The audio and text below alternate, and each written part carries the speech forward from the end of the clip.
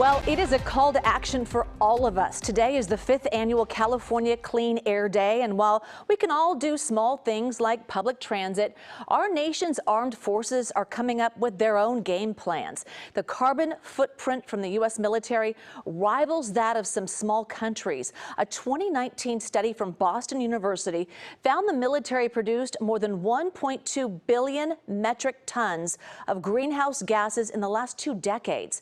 Now, the Navy is aware of its impact on the crisis and also of the serious consequences for its missions. KPIX 5's Lauren Toms got a chance to hear about its sweeping new strategy to tackle climate change. This is what we typically imagine when we think of the Navy.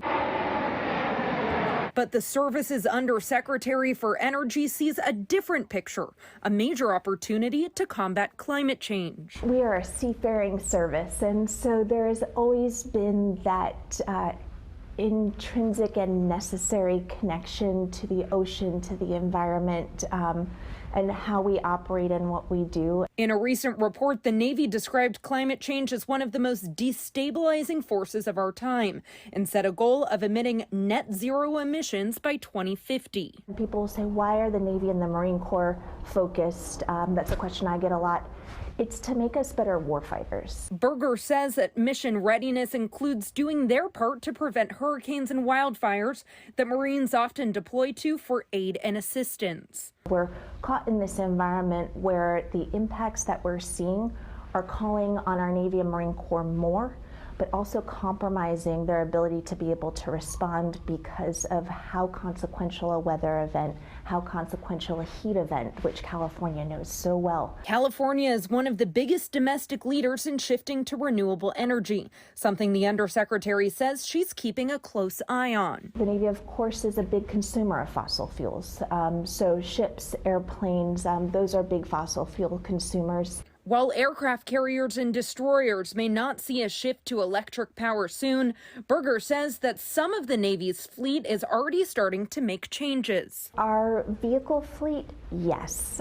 So we're absolutely looking in line with what you're seeing as certainly the California trend, also the national trend, to make sure that we start to make that transition. And while mission readiness is the top priority, Berger knows a shift from the Navy can have a ripple effect around the world. It's not just when the crisis strikes, it is in the lead up, it is that anticipation, it's being proactive, it's being cognizant, because at the end of the day, nobody wants to have conflict. We want to make sure that that's all deterred.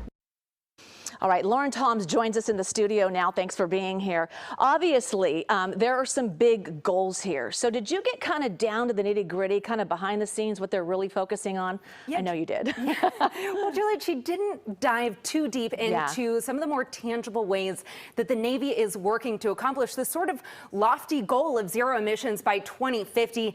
But they are also hoping to achieve a 65% reduction in greenhouse gases in the next 8 years. But she did explain that the Navy pays really close attention to its impact on marine life. She told me that the Navy watches how their own sound travels through the ocean and the activities of marine mammals because they are really important indicators of climate change.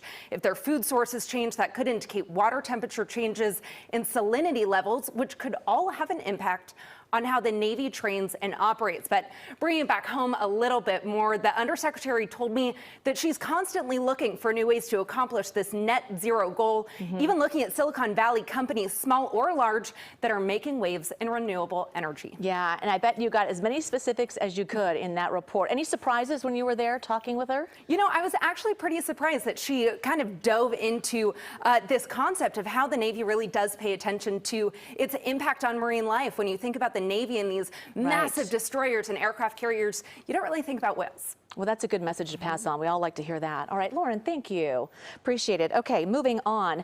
Of all the military branches, the Air Force is the largest producer of greenhouse gases, and today it released its own climate action plan with the goal of operating its bases at net zero emissions 4 years earlier by 2046.